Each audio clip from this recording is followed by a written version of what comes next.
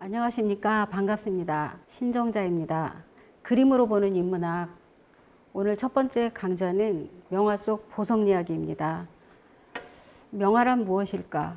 보석이란 무엇일까요? 오늘 좀 더 자세하게 이야기 보는 순서를 갖도록 하겠습니다. 지구상에는 한 7천여 정도의 광물이 있다고 합니다. 그 중에서 보석으로 쓰일 수 있는 보석은 한 50여 정도가 된다고 합니다. 그렇다면 보석이 되기 위해서는 어떤 게 보석이 될 수 있는가? 이제 목차를 보면서 보석의 정의, 탄생석, 보석의 종류, 명화 속 보석 이야기, 그리고 명화 속의 다양한 보석들에 대해서 이야기를 나눠보도록 하겠습니다. 보석이 되기 위해서는 가장 중요한 게 아름다워야 돼요.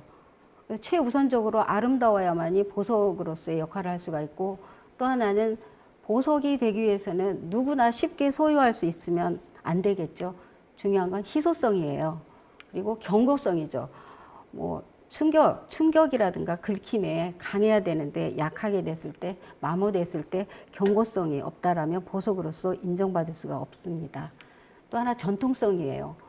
이렇게 보석으로서의 인정을 받기 위해서는 오랜 기간 동안 사람들로부터 선호되어 왔던 그 전통성을 지녀야만이 보석으로 인정받을 수 있고요. 마지막으로 휴대성입니다. 아무리 좋은 보석도, 아무리 큰 보석도 세팅하기 어렵고 장신구로서의 역할이 되지 않는다면 보석으로서의 요건을 충족하기가 어렵게 되겠죠. 그래서 이런 요소가 충족이 된다면 보석으로서 인정을 받을 수 있는 거예요. 우리가 이제 그 많은 보석 중에서, 그 많은 광물 중에서 50여 정도의 보석 중에서 이제 탄생석에 대해서 말씀드리겠습니다. 이 탄생석은 유대인들이 처음 만들었다고 합니다. 유대인들이 유럽 각 지역을 이주하면서 널리 퍼뜨리게 되었는데요. 탄생석을 몸에 지니고 있으면 좋은 일이 일어난다는 풍습에서 유래가 되었다고 합니다. 그래서 12달로 나누어서 본인이 태어난 달에 상징하는 보석을 지니면 행운이 오고 소원이 이루어진다고 합니다. 그래서 사람들은 탄생석을 몸에 지니게 되기도 하고요. 탄생석을 선물하기도 합니다. 그렇다면 이제 1월의 탄생석부터 12월의 탄생석을 알아보도록 하겠습니다. 1월의 탄생석은 가넷이에요. 우리나라 말로는 석류석이라고 하지요.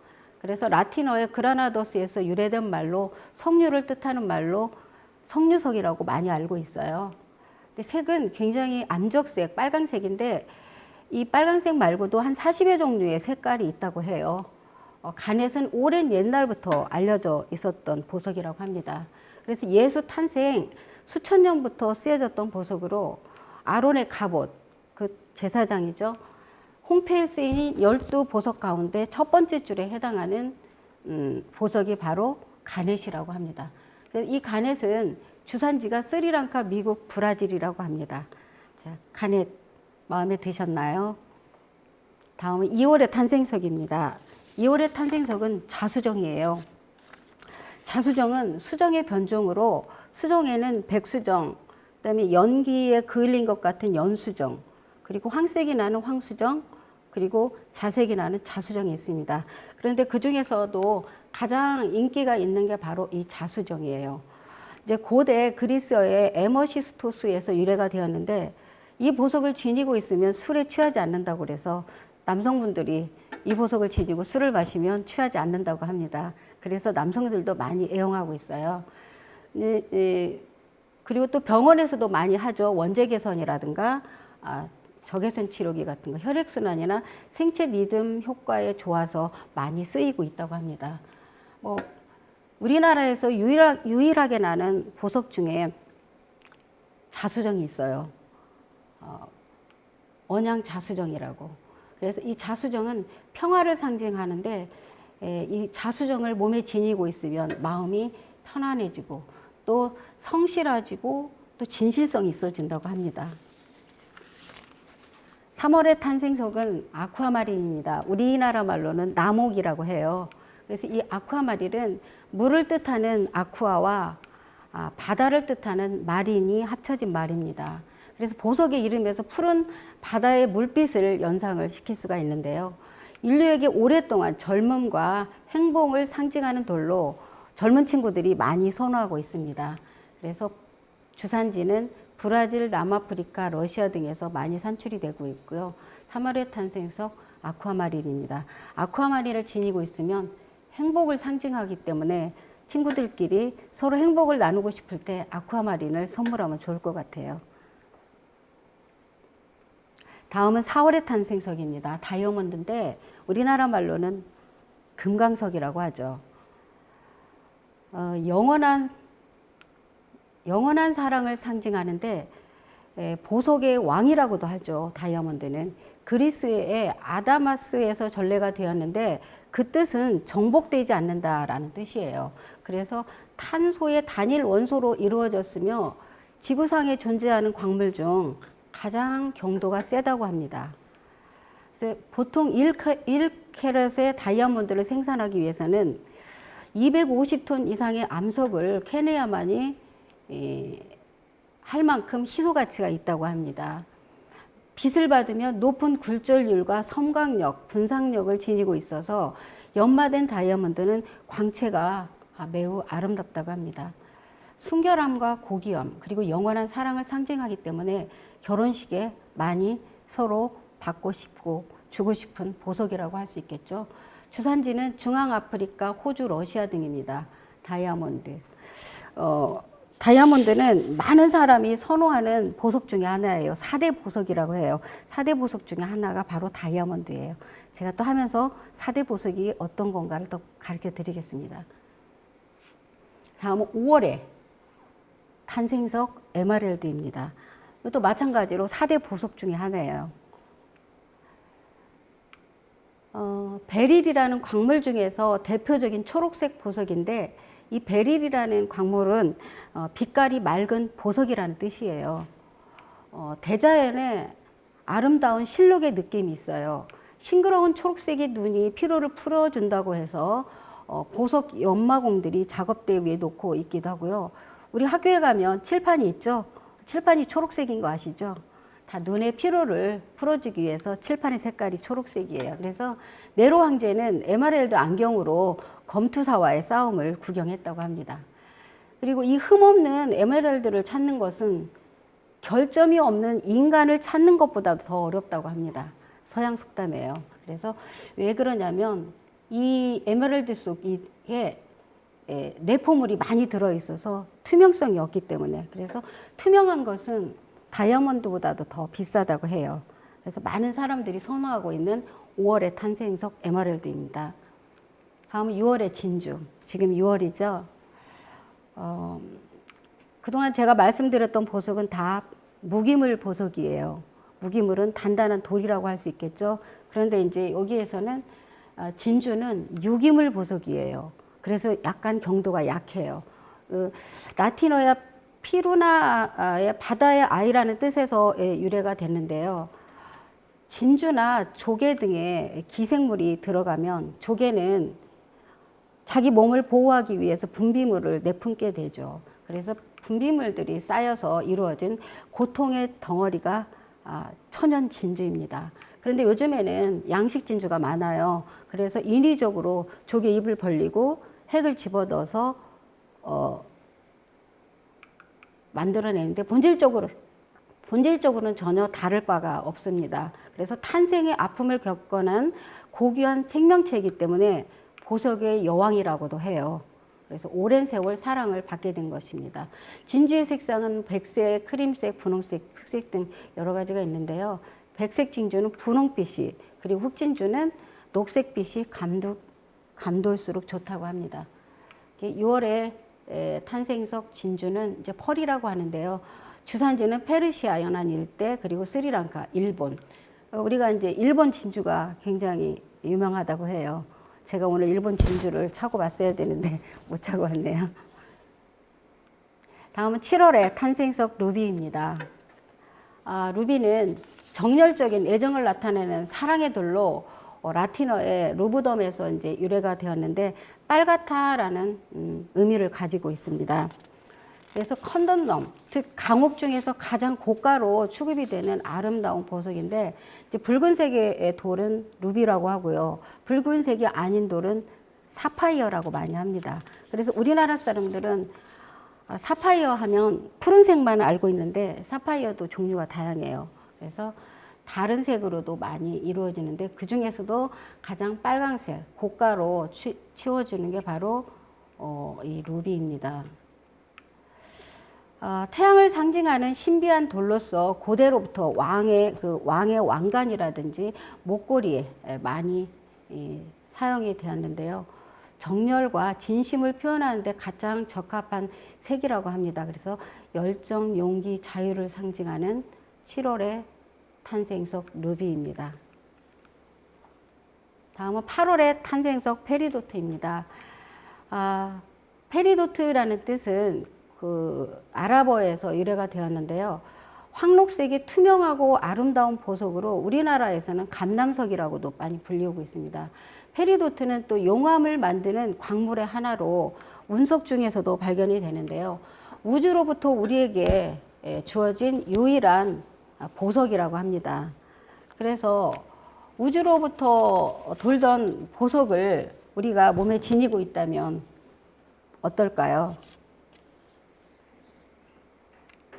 그 느낌은 상상을 한번 해보세요. 우주의 돌을 내가 가지고 있다고 생각했을 때. 그래서 이 페리도트는 부부의 행복과 친구와의 화합을 상징하는데 친구들과도 같이 나눠서 쓰기도 해요. 친구에게 선물할 기회가 있을 때 페리도트를 보내주면 좋을 것 같아요.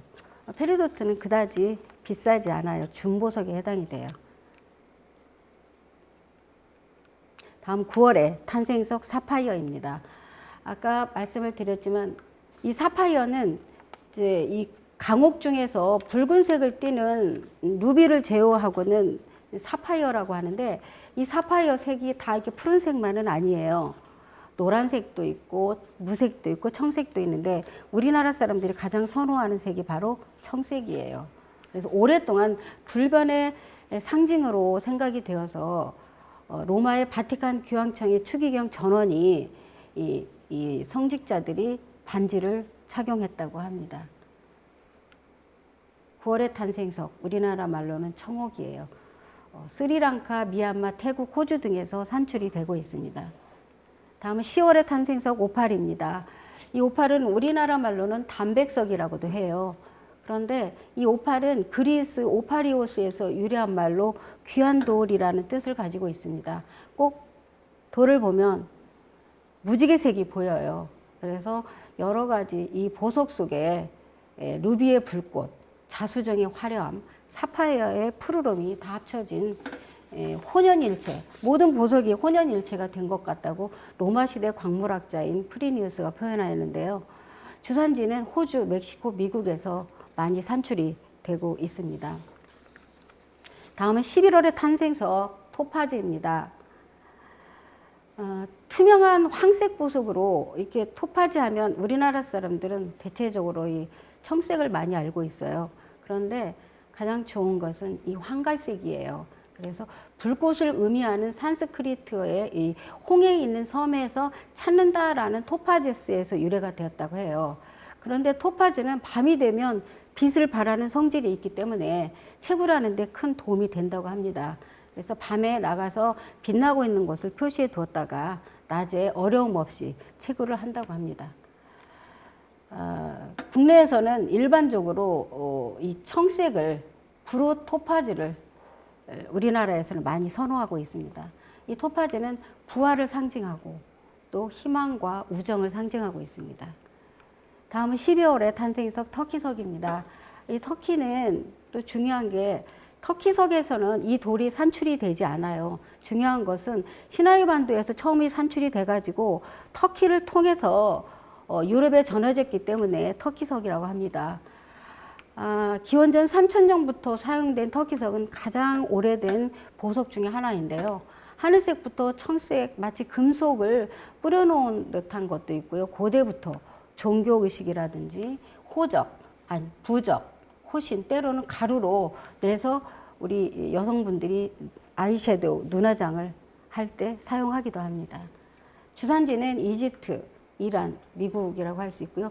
12월의 탄생석 터키석. 여기까지 이제 탄생석에 대해서 알아봤는데요. 우리가 탄생석뿐만이 아니라 이제 보석이라고 할 수 있는 거에서 조금 더 깊이 있게 들어가면 보석에는 파인 주얼리 그리고 준보석이 있어요. 파인 주얼리라고 하면은 우리가 대체적으로 고귀한 고급스러운 보석이기 때문에 결혼 예물로 많이 쉽게 얘기했을 때 결혼 예물로 많이 쓸 수 있는 거를 이제 파인 주얼리라고 하고 우리가 이제 옷에다가 쓴다거나 패션할 때 보석을 쓸 때는 우리가 준보석을 많이 쓰게 되죠. 지금 제가 이제 말씀드리는 보석은 그 중에 이제 파인 주얼리를 말씀드리는 거예요. 좋은 보석이겠죠. 고급스러운 보석. 다이아몬드인데 다이아몬드는 보석 중에서 가장 강도가 세요. 10이 최고 센 거거든요. 그래서 투명도에서부터 불투명인데 세척할 때도 미지근한 물에 해야 하고 헝겊으로 꼭 닦아줘야 되고 또 중요한 것은 친유성이 있어요. 그래서 설거지 같은 거 할 때 다이아몬드로 끼고 있으면 기름이 표면에 붙게 되기 때문에 설거지 같은 거 이렇게 할 때는 다이아몬드를 빼놓고 하시면 좋을 것 같아요. 다음은 가넷이에요. 아까 1월의 탄생석이라고 그랬죠. 이 가넷도 경도가 굉장히 세요. 6.5니까. 또 마찬가지로 투명해요. 다이아몬드처럼 투명한데 중요한 것은 증기 세척을 하면 안 돼요. 열을 가하면은 색의 변화가 오기 때문에 그런 거를 조금 중점적으로 알아두시면 좋을 것 같고요. 다음은 오팔이에요. 오팔도 경도가 5기 때문에 그다지 약하지는 않아요. 세척은 따뜻한 비눗물로 세척을 하면 되고요. 약간 약해요. 그래서 따뜻한 비눗물로 하는데 경도와 인성이 약간은 약한데 산과 알칼리에도 약해요. 그것만 조금 유의해 주시면 좋을 것 같아요. 다음은 토파즈인데 토파즈도 다이아몬드 가깝게 경도가 8이에요. 굉장히 강하죠. 투명한 건데 마찬가지로 보석을 다룰 때는 대체적으로 따뜻한 비눗물에 세척을 하면 좋을 것 같습니다. 대부분 보석들은 급한 냉각이라든가 가열을 하면 퇴색의 우려가 있기 때문에 소중하고 아름다운 보석이기 때문에 잘 다뤄주면 좋을 것 같아요. 다음은 터키석이에요. 터키석도 경도가 5에서 6 정도 돼요. 강하죠. 또 마찬가지로 근데 터키석은 투명하지가 않아요. 반투명, 아반투명이라고 하죠. 이것도 마찬가지로 따뜻한 비눗물에 세척을 하고 열에 약하고 햇빛과 산에 보통 보석은 열에 약하고 햇빛에 그리고 산에 약하다는 것은 기본적인 거를 아시고 보석을 착용하면 좋을 것 같습니다. 이제 여기까지 제가 보석에 대해서 말씀을 드렸어요. 이렇게 아름다운 보석을 이제 명화 속에다가 작가는 착용을 시켜서 마무리를 합니다. 우리가 옷을 다 입고 제일 마지막에 뭐 마무리를 할 때 보석을 쓰잖아요. 마찬가지로 작가는 보석을 작품에 착용시키고 작품을 마무리합니다. 즉, 이 작품을 그린 사람은 아시죠? 요하네스 베르메르라고 굉장히 일찍 죽었어요. 43세에. 그런데 작품은 현재 남아있는 작품이 많지도 않아요. 굉장히 적은데도 굉장히 유명해요. 이 진주 귀걸이를 한 소녀는 네덜란드의 작품인데 좀 더 자세히 보면 진주 귀걸이를 한 소녀에서 이 진주 귀걸이가 착용이 되는 거죠. 그런데 이 진주 귀걸이를 착용을 했는데 이 진주 귀걸이가 빛나는 이유는 여기를 보면은 작품의 포인트라고 할 수가 있어요. 터번과 얼굴 사이에서 진주 귀걸이가 보이고 있죠. 이 시선은 마치 우리를 쳐다보는 것 같아요. 고개를 살짝 돌려서 어깨 너머로 우리를 쳐다보고 있는 듯한데 이 얼굴 사이에서 반짝이는 이 진주를 보면은 그다지 공들이지 않은 것 같아요. 이 작품은 보면은 터번도 마찬가지로 굉장히 공들이지 않은 작가만의 터치로 몇 번의 터치로 작품을 완성을 했어요. 그래서 자신만의 붓터치를 효과적으로 사용했다고 볼 수가 있습니다. 이제 이 그림은 또한 북유럽의 모나리자라고 하는데 레오나르도 다빈치하고도 비교할 정도로 굉장히 유명한 그림이에요. 이제 제가 이제 이 작품 말고도 명화가 많이 나오는데 거의가 모나리자하고 비교를 많이 해요. 그래서 북유럽의 모나리자라고도 불리우는데 네덜란드에서는 절대로 이 작품을 밖으로 내보내지 않는다고 해요. 얼마나 소중하면 국가적인 보배로 이렇게 내보내지 않겠습니까? 베르메르의 연구가이며 미술학자인 알베르토 블랑케르트는 이 그림을 이렇게 평가했습니다. 그녀는 아름답고 실존하는 인물로 보이지만 실제 거리에서 볼 수 있는 사람이 아니라는 이상화된 존재이고 모든 게 다 허구의 환상이라고 이렇게 쓰여져 있는데, 이 세상에서 존재하지도 않았던 소녀, 어쩌면 환상 속의 인물이었을지 모른다고 합니다. 그 시절에 이 모델을 찾는데 지금까지도 이 모델에 대해서 연구를 하고 있다고 합니다. 그렇지만 환상 속의 여인이라는 걸 요즘에 연구가들이 말을 하고 있습니다. 이 그림도 죽기 전에 봐야 될 작품 속에 들어있는 작품입니다. 이 속에서 아까 말씀드렸던 베르메르가 착용했던 보석이 바로 진주죠. 근데 여기에서는 이제 전래예요. 전에 내려오는 얘기의 진주는 고대 아라비아의 전설에 의하면 가득히 머금은 이슬방울이 바다에 떨어진 것을 굴이 삼켜서 진주가 형성이 되었다고 합니다. 또 다른 전설은 달이 흘린 눈물 한 방울이 비가 되어서 하늘에서 떨어져 조개의 심장부로 만들어진 보석이라고 합니다. 정말 천연 진주는 페르시아만, 걸프만, 홍해에서도 수천 년 동안 수확되고 있는데요. 정말 이 탄생의 아픔을 겪어낸 진주인데 여러 가지 전설이 많이 있습니다. 다음은 또 명화 속 보석 이야기, 레오나르도 다빈치와 견줄 만한 그림인데요. 라파엘로예요. 라파엘로는 굉장히 젊은 나이에 죽었어요. 37살이라는 굉장히 젊은 천재 작가인데, 레오나르도 다빈치, 미켈란젤로와 함께 르네상스의 고전적 예술을 완성한 3대 천재 예술가 중에 한 명이죠. 근데 이 라파엘로는 레오나르도 다빈치 영향을 많이 받았습니다. 그래서 라파엘로는 살아있는 동안 최고의, 짧게 살았지만 살아있는 동안에 최고의 명예와 부를 누렸다고 합니다. 라파엘로는 아버지가 화가였다고 합니다. 아버지가 화가이면서 궁정 시인이었는데 아버지로부터 화가 수업을 받았다고 해요. 37세의 젊은 나이로 죽었지만 12년간 궁정 화가로서 바티칸 궁정에서만 살았어요. 얼마나 호화롭게 살았을 것 같아요. 한번 상상해 보세요. 그렇지만 아쉽게도 37살의 젊은 나이에 죽게 됩니다. 여기에 보게 되면 라파엘로가 그린 작품이 이제 막달레나 도니의 초상이 있고요. 유니콘을 안고 있는 여인이 있어요. 근데 요거하고 비교할 만한 작품을 한번 보여드릴게요. 이제 이 두 작품은 라파엘로가 그렸는데요. 이건 누가 그렸을까요? 이제 모나리자예요. 레오나르도 다빈치가 그린 그림인데 라파엘로는 모나리자를 굉장히 좋아했어요. 여기 보게 되면 이 시절에는 이 모나리자는 전 세계에서 가장 아름다운 그림이라고 하죠. 근데 라파엘로는 모나리자를 너무나 사랑했고 좋아했고 모나리자의 그런 작품 활동을 많이 본인에게 부각을 시켰어요. 그래서 모나리자가 그림을 그릴 때 배경에서 원근감을 줬는데 여기에서도 이렇게 배경에 원근감을 주게 되죠. 그리고 손도 똑같죠? 이건 보세요. 오른손이 왼손에 살포시 올려져 있고. 그런데 이 르네상스 시대는 이렇게 인물을 배경보다 크게 그리는 게 유행이었다고 합니다. 그래서 이런 종류의 여성이 수없이 많이 그려졌다고 해요. 자세히 보면 이 작품 속에 이제 어떤 보석이 착용이 되었는가 한번 알아보도록 하겠습니다. 이게 바로 지금 이 막달레나 도니의 초상화를 완성을 시키면서 화려한 의상 그리고 장신구로서 여성을 마무리를 했습니다.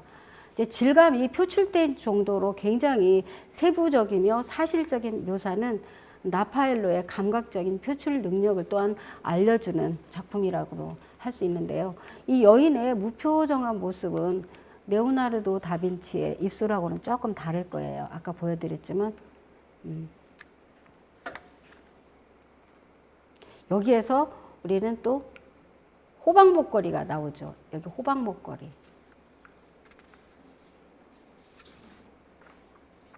자세하게 볼 수 있겠죠?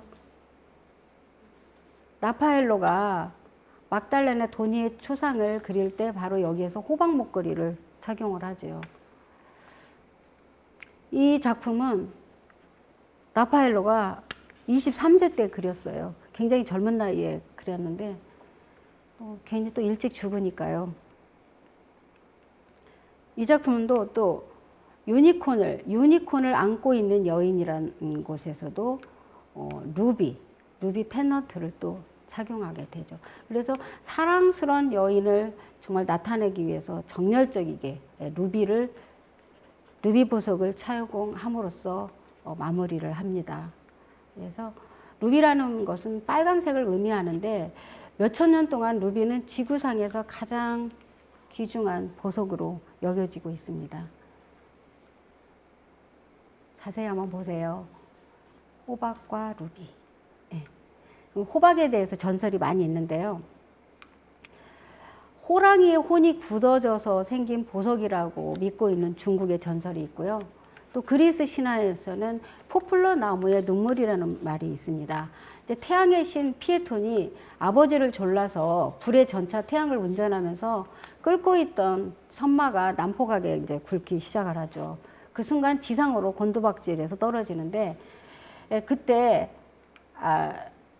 아버지는 우레를 울리게 하여서 전차와 함께 아들을 강으로 떨어뜨리게 합니다. 그래서 피에톤의 누이들은 슬픔에 탄식하면서 곧 포플러 나무로 변했다고 해요. 그래서 포플러 나무로부터 눈물이 계속 흘러나와서 굳어진 게 바로 호박이라고 합니다. 전설에 의하면요. 다음은 벨라스케스의 시녀들이라는 작품인데요. 이 작품도 죽기 전에 꼭 봐야 될 작품이라고 합니다. 스페인의 황금기를 대표하는 화가인데요. 이 작품은 여기에 보면 펠리페 4세가 있어요. 펠리페 4세 시절에 이 벨라스케스가 궁전에 화가를 했어요. 그래서 궁전에 화가를 하면서 그림을 그린 건데 향년 60세에 죽게 되는데 이 그림을 그리고 한 14일 만에 죽었다고 합니다. 그러니까 마지막에 최고의 걸작을 남기고 죽게 되는 거죠.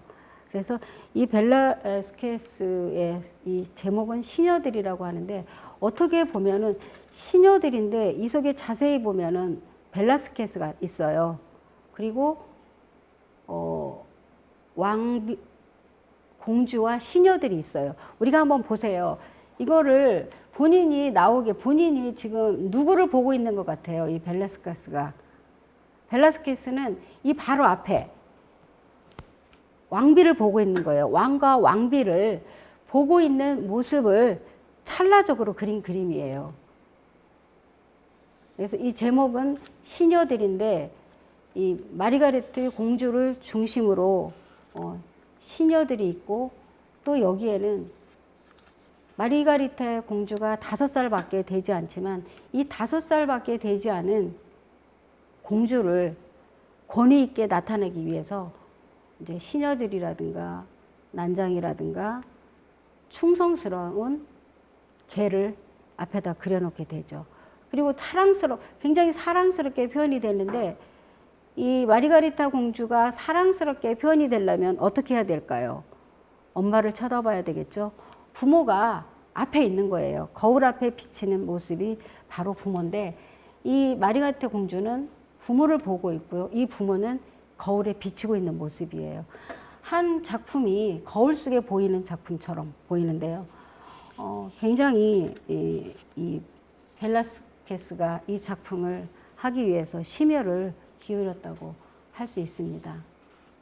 그리고 이 시녀들에서 이쪽에 보이는 게 이제 본인의 초상화예요. 작가들은 레오나르도 다빈치도 작품 속에 자기 얼굴을 넣게 되고 베르메르도 작품 속에 자기 얼굴을 넣어요. 마찬가지로 벨라스케스도 작품 속에 자기 얼굴을 이렇게 넣습니다. 근데 여기에서 또 중요한 보석이 뭐냐면 토파즈예요. 여기 보면 이 마르가리타 가슴에가 보석이 들어있어요. 근데 이 보석은 토파즈인데요. 이 시기에 이 시대적으로 입고 있는 옷은 보디스라는 옷인데 이 보디스는 이 바스트부터 웨스트까지 꽉 조이게 조여서 입는 옷이에요. 그래서 이 시절에 농사일을 하는 사람들이 이런 옷을 입었다고 하는 시대적인 것도 우리가 엿볼 수가 있어요. 그래서 자세하게 보면은 이 공주의 가슴에 이런 브로치를 하고 있는데 여기에 바로 토파즈가 들어있다라는 거죠. 이 토파즈의 전설을 보면 토파즈는 불의 꽃이라고 합니다. 그래서 이집트에서는 아름다운 왕비 이르시노의 1세가 아버지인 프로테멜리오스 2세를 살해를 계획을 했다가 실패로 끝나는데 그래서 유배지가 홍해에 떠 있는 작은 섬 토파조스였다고 합니다. 그래서 섬의 태우는 이 아름다운 죄수를 위로하기 위해서 태양처럼 빛나는 황금색 보석을 선물했다고 해요. 그게 바로 토파즈. 그래서 섬 이름이 토파지스인데 거기에서 유래가 됐다고도 합니다. 다음은 이제 마지막으로 앵그르 작품입니다. 19세기 프랑스 고전주의를 대표하는 화가인데요. 화가이면서 건축가, 조각가였던 아버지로부터 데생을 배우고 특히 라파엘로의 영향을 많이 받았다고 합니다. 그래서 18년간 로마에서 옛 그림을 연구를 하고 특히 여체의 묘사에 탁월했다고 해요. 그래서 고전파의 대가로 르누아르, 드가, 마티스, 피카소 등의 막대한 영향을 끼쳤다고 합니다. 이 무아테시의 부인은 근데 중요한 건 이 앵그르는 86세까지 살았어요. 참 오래 살았죠. 앞에 했던 작가들은 30대, 40대에 죽었는데 그래서 이 앵그르는 늦게까지 작품 활동을 했는데 이 작품은 60대 때 그린 그림이래요. 왕성한 작가 활동을 했다고 할 수가 있겠죠. 이제 무아테시의 부인은 원래 이제 은행가의 아내였다고 합니다. 이제 중요한 것은 이 무아테시 부인을 그리는데 9년이 걸렸다고 합니다. 9년 동안. 그래서 그리다가 성장하고 옷도 다르게 입고 마지막 9년 마지막에 이제 60세 때 이 작품을 완성했다고 합니다. 이게 보면 이 속에서도 모나리자의 미소가 살짝 있어요. 그래서 대부분 이제 인물화를 그릴 때 세상에서 가장 아름다운 명화 중에 명화가 모나리자인데 거의 여성들을 그릴 때 모나리자를 많이 생각하면서 그리는 것 같아요. 그래서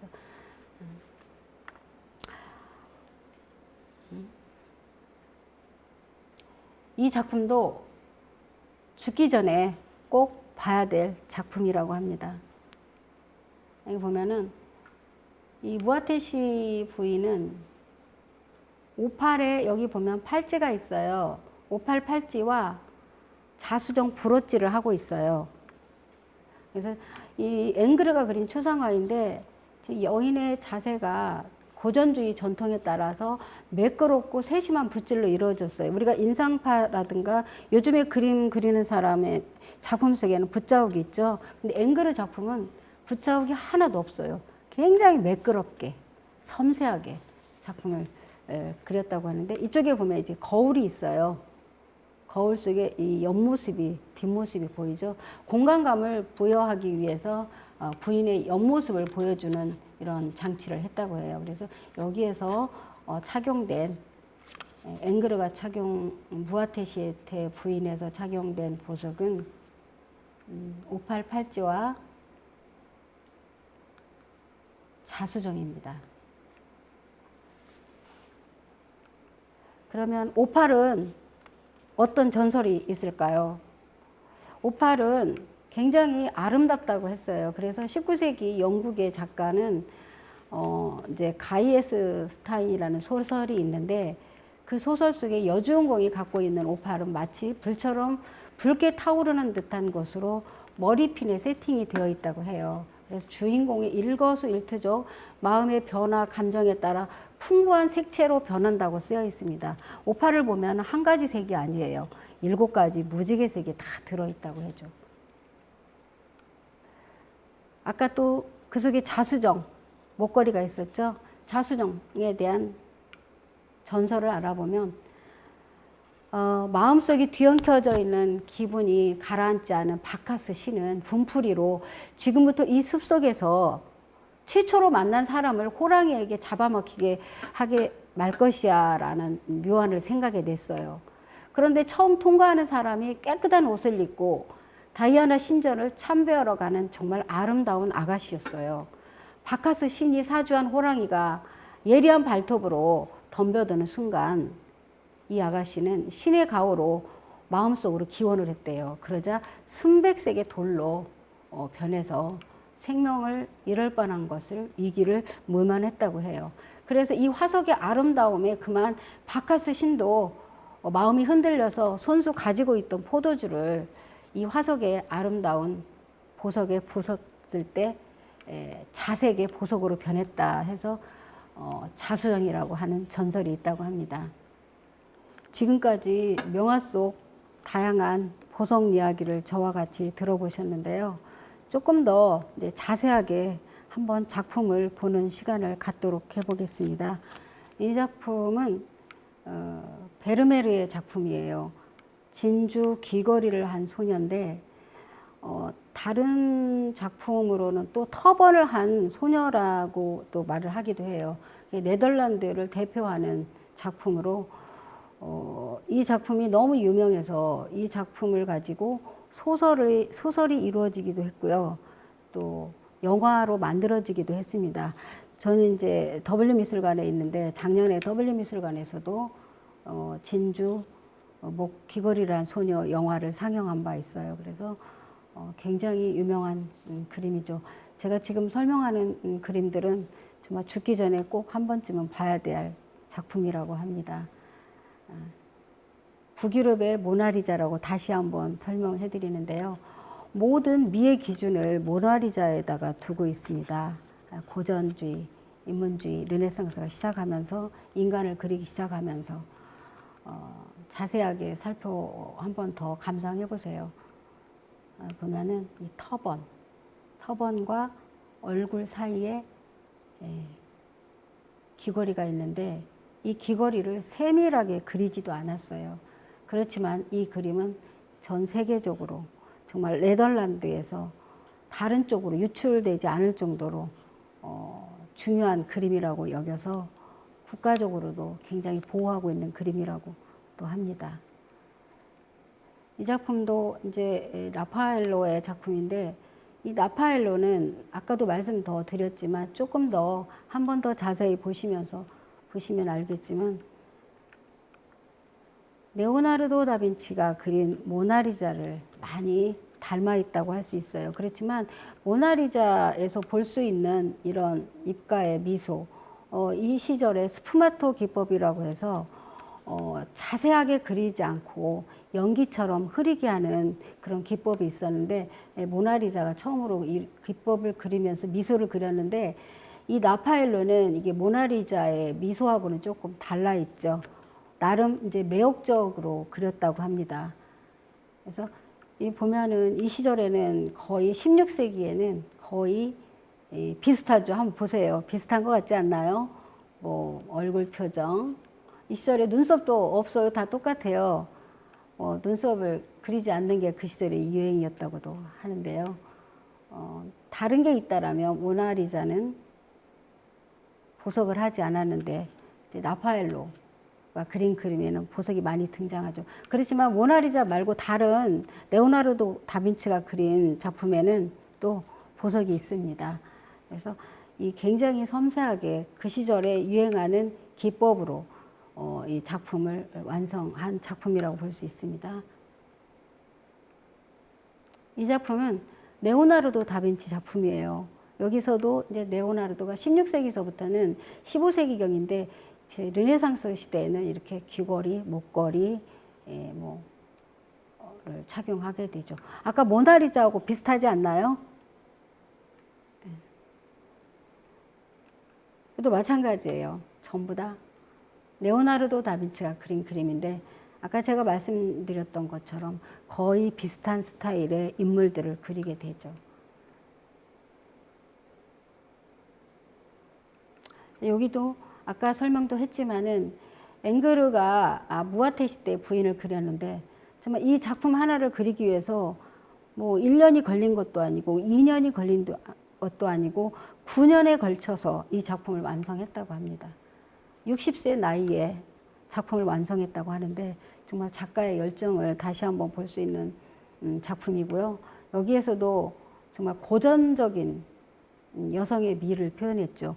지금 제가 앞부분에서도 보여줬지만 여성분들이 다 고전적인 이미지를 가지고 있습니다. 그런데 여기에 착용된 이제 보석이 제가 이제 설명하는 명화 속의 보석 이야기를 설명하기 때문에 보석을 착용한 인물들을 위주로 제가 설명을 해드리고 있는 거예요. 여기도 마찬가지로 엥그르의 작품인데요. 정말 고전적이지 않아요. 엥그르는 정말 여인을 무척 사랑했던 것 같아요. 그래서 여체를 많이 그렸어요. 천천히 한번 보세요. 굉장히 섬세하게. 그리고 엥그르는 이 작품이 유리알처럼 미끄러워요. 붓터치가 하나도 없어요. 만지면 정말로 부드러운 솜사탕처럼 부드럽다고 합니다. 나중에 기회가 되시면 이제 가서 보시면 좋겠고요. 또 마찬가지로 엥그르예요. 굉장히 그 레오나르도 다빈치가 그리고 라파엘로가 그렸던 그림보다는 엥그르는 정말 여인을 정말 아름답게 표현했던 작가 같아요. 이 속에서도 보석이 있죠. 모든 거의 마무리를 보석으로 다 치장을 하죠. 우리도 나갈 때 제일 마지막에 뭐 목걸이를 한다거나 귀걸이를 한다거나 뭐 선글라스를 한다거나 뭐 가방을 든다거나 마무리인데 이 작가는 여기에서 보석을 가지고 마무리를 시켜줍니다. 여기도 마찬가지로 엥그르 작품이에요. 얼마나 보석이 많아요. 갈수록 화려해져요. 뭐 여성이 보석을 좋아하는 건 지나치지 않잖아요. 뭐 정말로 보석이 양쪽 손에 팔찌로 보석이 들어있는데요. 이 엥그르 아까도 제가 말씀드렸지만 정말 여인의 몸을 신비스럽게 여체를 많이 그렸던 화가 중에 한 분입니다. 네, 마지막으로 여인만이 보석을 꼭 지니는 건 아니에요. 왕과 뭐 제사장 그런 분들, 왕이죠. 여기서는 나폴레옹 1세 얼마나 정말 이런 포즈로 앉아 있다고 생각을 해보세요. 얼마나 권위를 나타내는 데 있어서 꼭 보석으로 마무리하는 작가들의 작품을 가지고 오늘 여러분을 만나게 되었습니다. 결론을 말씀드리자면 보석은 아름다워야 되겠고 명화는 나에게 정말 감동을 줘야만이 정말 명화라고 합니다. 그래서 우리가 명화를 감상하면 일과 삶이 행복해지는 거예요. 그래서 행복해지면 나의 삶도 특별한 힘이 생기는 거겠죠. 그래서 사람들이 명화를 감상하는 거죠. 제가 다음 기회가 되면 또 다른 작품으로 명화 감상을 하면서 비하인드 스토리와 함께 여러분과 함께 찾아뵙도록 하겠습니다. 많은 시간 들어주셔서 감사합니다. 고맙습니다.